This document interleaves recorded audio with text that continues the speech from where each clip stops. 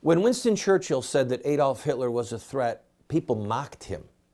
Did you know that they mocked him early on? And so Churchill had to make his case. Churchill was right, as we all now know. Well, Newt Gingrich takes his playbook, the Churchill playbook, and puts it to use regarding Islam. Watch this speech.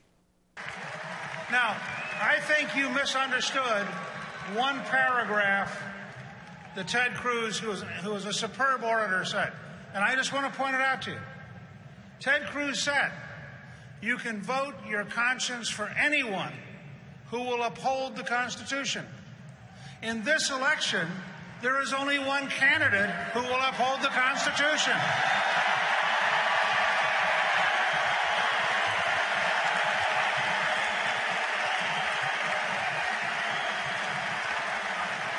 So, to paraphrase Ted Cruz, if you want to protect the Constitution of the United States, the only possible candidate this fall is the Trump-Pence Republican ticket. That way, we have a Republican ticket to implement Republican principles in Washington. We are at war. We are at war with radical Islamists. They are determined to kill us. They are stronger than we admit, and there is no substitute for victory. In contrast to Donald Trump, our national security and foreign policy elites, led by Hillary Clinton, are incapable of speaking with such honesty. While they lie about the threat, we need to tell the truth about the danger.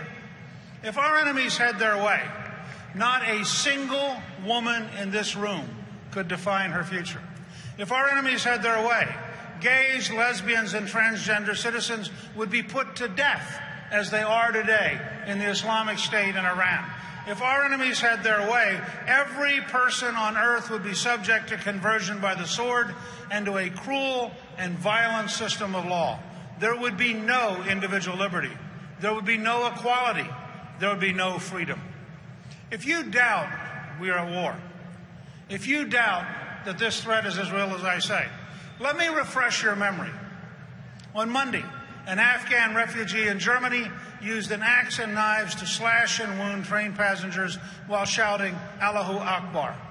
Last week, ISIS claimed responsibility after a Tunisian man drove a cargo truck into a crowd in Nice, France. He murdered 84 people, including 10 children, 3 Americans, and injured over 300 others. 2 weeks ago, almost 300 people were killed and more than 200 were wounded in bombing attacks in Baghdad. 2 days before that, radical Islamists in Bangladesh killed 20 hostages, including 3 American college students.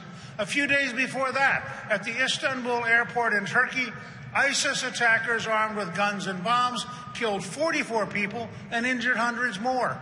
Last month, a radical Islamist in Paris stalked a French police officer to his home, where he murdered the officer, tortured his wife to death in front of their 3-year-old son, while streaming it all on social media. He was pondering out loud whether to kill the 3-year-old when he was killed by police. 2 days before that, an attacker pledging allegiance to ISIS killed 49 people in an Orlando nightclub and wounded dozens more. All this in just the past 37 days. We cannot let ourselves grow numb to these accumulating atrocities. One analysis estimated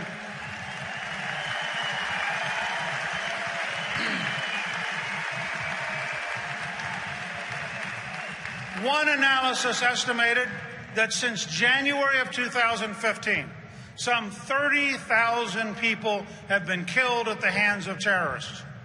Let's be clear. Donald Trump is right. We are at war with radical Islamists. We are losing the war, and we must change course to win the war. I'll be right back, friend. We're going to play another clip from Newt Gingrich's speech. Powerful stuff. And Mike Pence coming up, too. Don't go away.